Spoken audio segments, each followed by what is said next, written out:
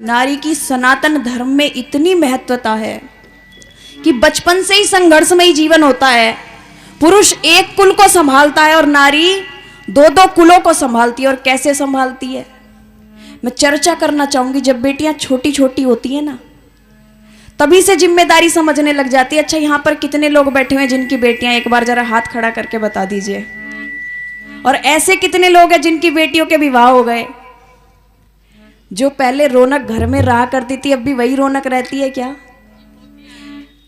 मैं कहना चाहूंगी, मैं प्रश्न करना चाहूंगी सभी से कि जब हम कभी घर से बाहर जाते हैं ना, तो बेटियों के ऊपर जिम्मेदारियां छोड़ के चले जाते हैं कि सारा काम संभाल लेगी। और बेटियां जिम्मेदारी ग्रहण कर लेती हैं। वो बिल्कुल अपनी माँ की तरह परिवार का ध्यान रखती हैं। उन घरों में जाके देखो जिन घरों में बेटियां नहीं होती हैं, क्या हालत होती है उन घरों की। और मैं कहना चाहूंगी मंच के माध्यम से कि बेटियां पालने की भी औकात शेरों की होती है। बेटियां पालने की भी औकात शेरों की होती है। भगवान उन्हीं को बेटियां देता है। आज के समय में देखो जरा, बिजनौर में जाकर हरियाणा से लोग आ रहे हैं बेटियों को लेने, खत्म हो गई, वहां मिल ना रही। क्यों? पहली बात तो ये कहते हैं ना कि आज तो बेटियों का बहुत सम्मान है। वाकई बहुत सम्मान है। ऐसे ऐसे अभियान चल रहे हैं, बेटी बचाओ बेटी पढ़ाओ। परंतु कहना चाहूंगी कमी अब भी नहीं है। लोगों ने एक से बाद में करने ही छोड़ दिए, तो अब इस वजह से ये कमियां छुपती जा रही है कि बेटियों का गर्भ में ही मार दिया जाता है, या ऐसी ऐसी समस्या। परंतु लौटना चाहूंगी विषय पर कि बेटियां अपनी जिम्मेदारियों को समझती हैं बचपन से ही, और जैसे जैसे बड़ी होती चली जाती हैं उनको घर छोड़ के भी जाना है। क्या किसी बेटे से प्रश्न करके देखना आप कि उसको अपना घर छोड़ना पड़े तो कैसा महसूस होता है। अपना घर भी छोड़ना पड़ता है और दूसरे के घर को अपना भी बनाना पड़ता है। एक दिन की ब्याही बेटी यदि अपने मायके में वापिस आए ना, तो यही बोलेगी माँ मैं जा रही हूँ, मेरा काम छूटा जा रहा है। अच्छा, आपने किसी दामाद को ये कहते देखा है कि वो मेरा घर है? बेटी एक दिन में उसको अपना घर बना लेती है। दामाद कभी अपने ससुराल को अपना घर नहीं बताता है।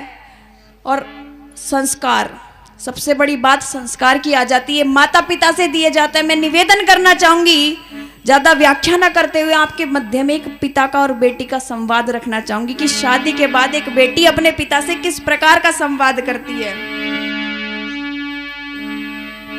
सच बात पूछती हूँ बताओ ना बाबूजी, छुपाओ ना बाबूजी, क्या याद मेरी आती नहीं। सच बात पूछती हूँ बताओ ना बाबूजी, छुपाओ ना बाबूजी, क्या याद मेरी आती नहीं।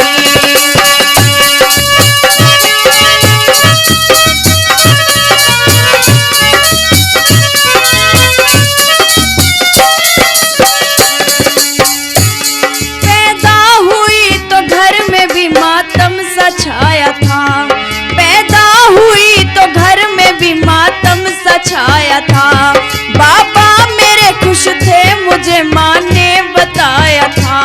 बाबा मेरे खुश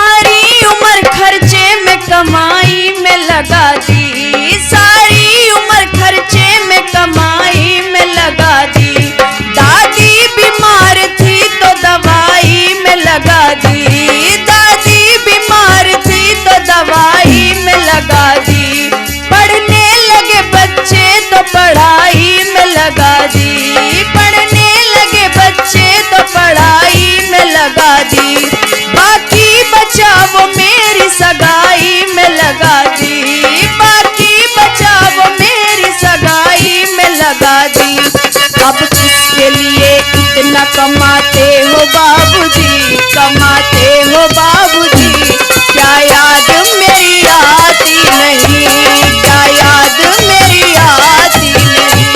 सच बात पूछती हूँ बताओ ना बाबूजी, छुपाओ ना बाबूजी, क्या याद मेरी आती नहीं, क्या याद मेरी आती नहीं।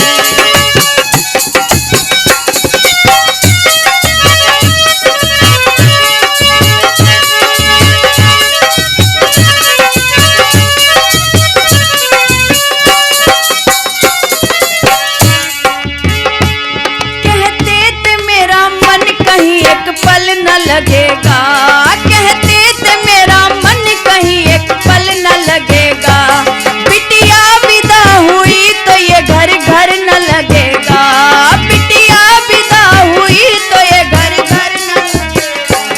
कपड़े कभी गहने कभी सामान संजोते, कपड़े कभी गहने कभी सामान संजोते। तैयारी भी करते थे छुप छुप के ते रोते, तैयारी भी करते थे छुप छुप के ते रोते। कर के याद अब तो न रोते हो बाबूजी, रोते